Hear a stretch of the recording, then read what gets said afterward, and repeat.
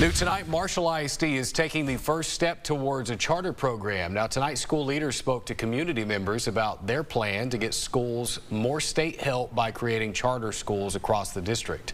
KLTV7's JD Conti was there and he's got their plan tonight.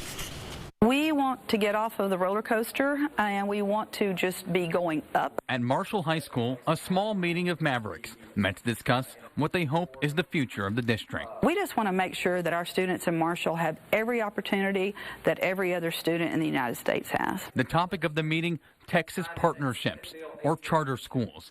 The state passed SB 1882 in 2017, which allows school districts to hire partners, third-party contractors, to help run and manage schools. Marshall ISD received a C in the latest Texas Education Agency accountability ratings. That's their business, is improving schools, to help us look at every little thing. If we've missed anything and making our schools the best they can be. Dr. Rochelle Langley is the superintendent of Marshall ISD. According to the TEA, charter partners can have control over things like curriculum and personnel. They still report to the school board. Partners are held accountable by performance standards. And if they have not met that goal, then we can renege on the contract. Longview ISD and all of its campuses have operated as charters for several years. They're the only district in the state to do so.